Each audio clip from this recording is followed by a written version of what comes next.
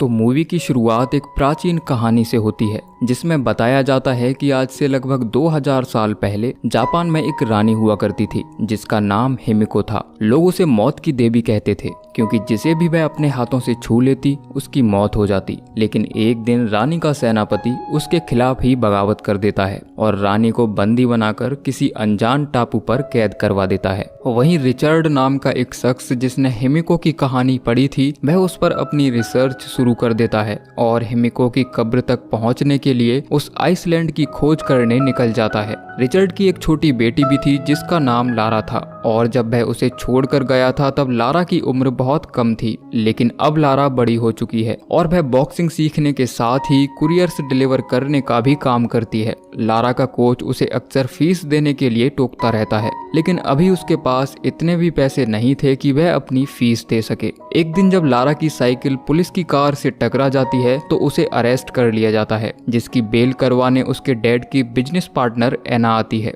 जो उसे अक्सर उन डॉक्यूमेंट्स पर साइन करने के लिए मनाती रहती थी जिन पर साइन करने के बाद वह अपने डैड की संपत्ति की मालिक बन जाएगी जो उसके डैड जाने से पहले उसके लिए छोड़कर गए थे। एना बताती है कि तुम्हारे डैड को गए हुए 7 साल बीत चुके हैं, तुम्हें अब मान लेना चाहिए कि वो अब लौट कर नहीं आएंगे। लेकिन लारा को आज भी यकीन है कि उसके डैड एक दिन उस जादुई टापू से जरूर वापस आएंगे, इसीलिए वह उन डॉक्यूमेंट्स पर साइन करने से मना कर देती है। तभी एना बताती है कि अगर तुमने उस प्रॉपर्टी को साइन नहीं किया तो कंपनी उसे बेच देगी और साथ ही उस घर को भी नीलाम कर दिया जाएगा जिसके साथ तुम्हारे बचपन की यादें जुड़ी हैं। लेकिन अपने पुराने घर को बचाने के लिए वह मजबूरन उन डॉक्यूमेंट्स पर साइन करने के लिए अगले दिन एना के ऑफिस पहुंच जाती है। इससे पहले कि वह उन डॉक्यूमेंट्स पर साइन करती वहां बैठा शख्स उसे एक जापानी पजल देता है जिसे उसके डैड यहाँ छोड़ कर गए थे। अब लारा उस पजल को सॉल्व करने लगती है और तभी अचानक से वह खुल जाती है जिसके अंदर लारा और उसके डैड की तस्वीर थी। साथ ही चाबी और एक नोट भी मिलता है जिस पर लिखा था the first letter from my final destination. अब लारा उन डॉक्यूमेंट्स को साइन किए बिना ही अपने पुराने घर चली जाती है और बॉल पर लिखे अपने डैड के नाम के पहले लेटर को प्रेस करती है और चाबी डालकर जैसे ही घुमाती है तो वहां एक सीक्रेट दरवाजा ओपन होता है जिसकी सीढ़ियां बेसमेंट में बने एक रूम तक जाती हैं। इस रूम के अंदर लारा को एक कैमरा मिलता है जिसके अंदर लारा के डैड की रिकॉर्डेड वीडियो होती है जिसमें वह लारा से कहते हैं कि मैं तुम्हें बहुत प्यार करता हूँ लेकिन तुम्हें अकेले छोड़कर जाना मेरी मजबूरी थी।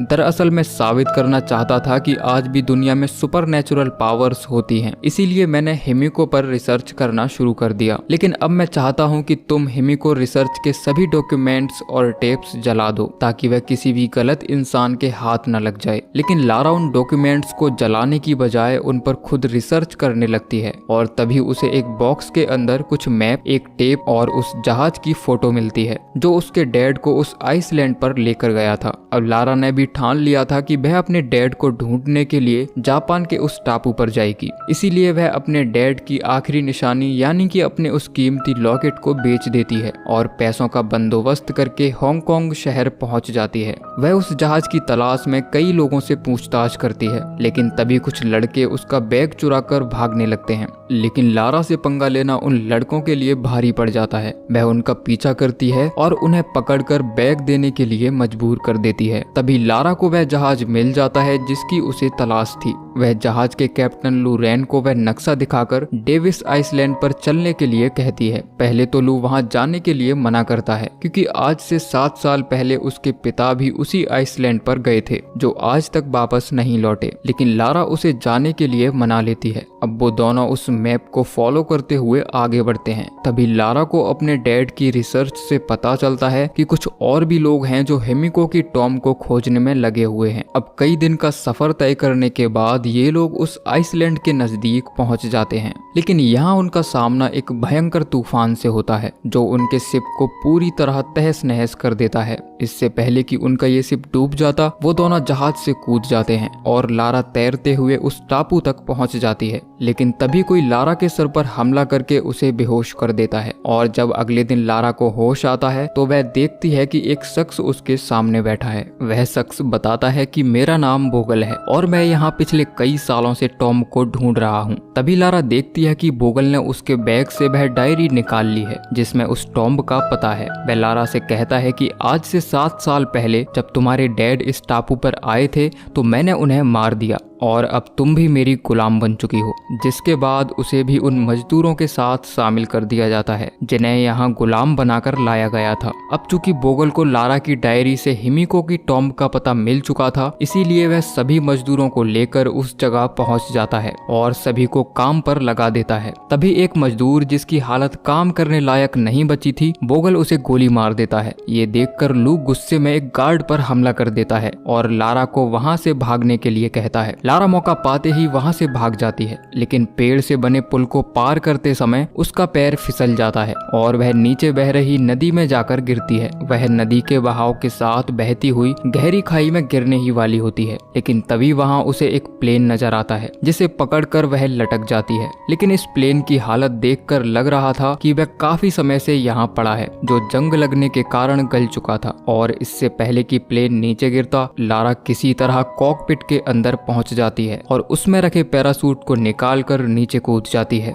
लेकिन पैरासूट खराब होने के कारण वह ठीक से लैंड नहीं कर पाती और पेड़ों से टकराते हुए जमीन पर आकर गिरती है। हालांकि उसकी जान तो बच जाती है, लेकिन वह काफी जख्मी हो चुकी थी। जब वह जंगल से बाहर आती है तो देखती है कि बीच पर उनके जहाज का मलबा हर तरफ फैला हुआ है, यानी कि यहाँ से भागने का उसके पास कोई रास्ता नहीं है। अब जब रात होने पर वह आराम कर रही होती है कि तभी एक ट्रिनिटी गार्ड उसे ढूंढते हुए वहां आ जाता है और उसे मारने की कोशिश करने लगता है, लेकिन लारा उस पर पत्थर से हमला करके उसे मार देती है। तभी उसे एक और आदमी की झलक दिखाई देती है जो उसे देखकर भागने लगता है। लारा भी उसका पीछा करती है और उस तक पहुंच जाती है और वह देखती है कि पागल सा दिखने वाला ये आदमी कोई और नहीं बल्कि उसके डैड हैं, जो पिछले 7 सालों से इस टापू पर फंसे हुए हैं। अपनी बेटी को यहाँ देखकर रिचर्ड काफी इमोशनल हो जाता है और उसे हक कर लेता है, जिसके बाद वह लारा का इलाज करता है और अगली सुबह लारा से पूछता है कि आखिर तुम यहाँ तक पहुंची कैसे। लारा बताती है कि आपके रिसर्च पेपर्स की मदद से, लेकिन अब वो सभी डॉक्यूमेंट्स बोगल के कब्जे में हैं। ये सुनकर रिचर्ड उस पर गुस्सा हो जाता है और कहता है कि मैंने तुमसे उन सभी पेपर्स को जलाने के लिए कहा था। अगर बोगल ने उस कब्र को ढूंढकर हिमिको को जगा दिया तो उसका श्राप पूरी दुनिया के लिए मुसीबत बन जाएगा। वहीं दूसरी तरफ बोगल उस डायरी की मदद से हिमिको की टॉम ढूंढ लेता है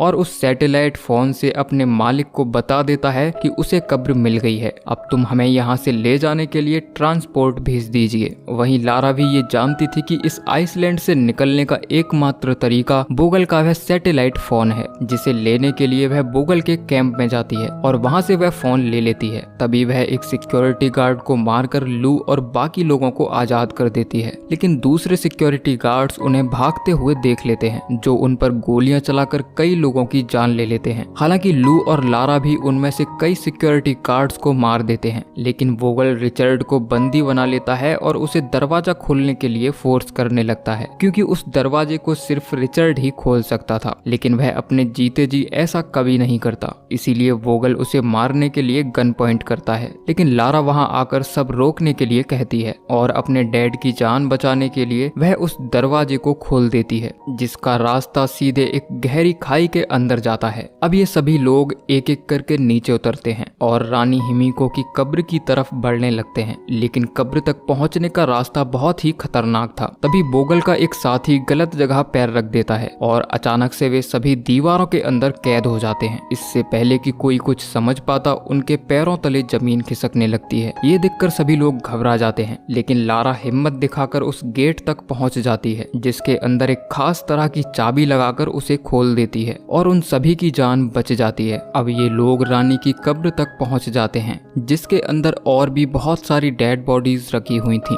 तभी उनको हिमिको की असली कब्र दिखाई देती है, जिसे बोगल के लोग खोलने की कोशिश करते हैं, जिसके अंदर पिछले 2000 सालों से जादूगरनी हिमिको कैद थी। तभी लारा वहाँ की दीवारों पर बने चित्रों की मदद से समझती है कि हिमिको कोई जादूगरनी नहीं थी, बल्कि वह तो एक साधारण रानी हुआ करती थी जिसे कोई घातक बीमारी हो गई थी। इसीलिए वह जिसे भी छूती उस इंसान की मौत हो जाती। लेकिन रानी नहीं चाहती थी कि यह बीमारी बाकी लोगों में भी फैल जाए, इसीलिए उसने खुद को इस आइसलैंड पर कैद कर लिया। यानी कि ना तो वह कोई जादूगरनी थी और ना ही उसे यहाँ कोई कैद करके लाया था, बल्कि वह यहाँ तो अपनी मर्जी से आई थी। तभी बोगल का एक साथी जिसने हिमिको को छुआ था, उसके शरीर में इन्फेक्शन फैल जाता है और वह दर्द से बुरी तरह तड़पने लगता है। जिसे तड़पता देख बोगल उसे गोली मार देता है। लारा कहती है कि हमें इस बॉडी के साथ कोई छेड़छाड़ नहीं करनी चाहिए, लेकिन बोगल उसकी बात नहीं सुनता और वह उस बॉडी से एक उंगली काट कर अपनी पॉकेट में रख लेता है। लेकिन लारा और उसके डैड नहीं चाहते थे कि ये जानलेवा बीमारी कब्र से बाहर जाए, इसीलिए वो उन पर हमला कर देते हैं।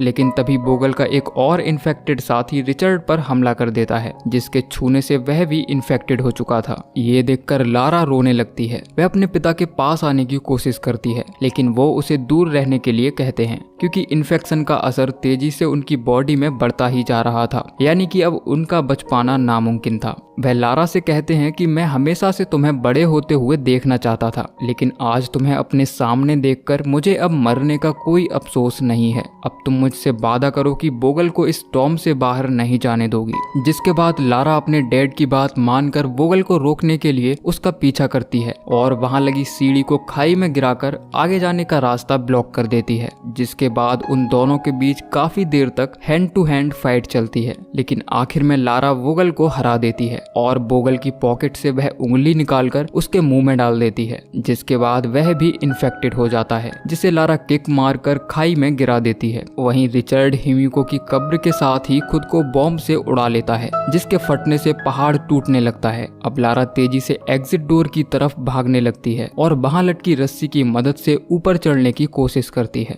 लेकिन वह सुरंग पूरी तरह से बंद हो जाती है। वहीं धमाके की आवाज सुनकर लू और बाकी लोग भी यहाँ आ जाते हैं, जो लारा को खींचकर टॉम से बाहर निकाल लेते हैं और इस तरह उसकी जान बच जाती है। थोड़ी ही देर में एक हेलीकॉप्टर यहाँ आता है जिसे बोगल ने बुलाया था, लेकिन ये लोग पायलट को गन पॉइंट पर लेकर उसमें बैठ जाते हैं, जो उन्हें इस आइसलैंड से निकाल कर शहर ले जाता है। वहीं अब लारा अपने घर यानी कि लंदन शहर पहुंचकर उन डॉक्यूमेंट्स पर साइन कर देती है और ऑफिशियली अपने डैड की प्रॉपर्टी की मालिक बन जाती है। तभी लिस्ट चेक करने पर उसे पता चलता है कि बोगल जिस कंपनी के लिए काम कर रहा था वह कंपनी एना की है, जो उसके डैड की बिजनेस पार्टनर थी और उसी ने हिमिको की टॉम ढूंढने के लिए बोगल को हायर किया था ताकि वह सुपर नेचुरल पावर्स का इस्तेमाल अपने फायदे के लिए कर सके। लेकिन अब लारा को एना का सच पता चल जाता है और अब वह उनके साथ लड़ने का फैसला करती है और इसी के साथ ये मूवी एंड होती है। दोस्तों, ये कहानी सुनने के लिए आपका दिल से धन्यवाद। मिलते हैं अगली वीडियो में, तब तक के लिए जय श्री कृष्णा।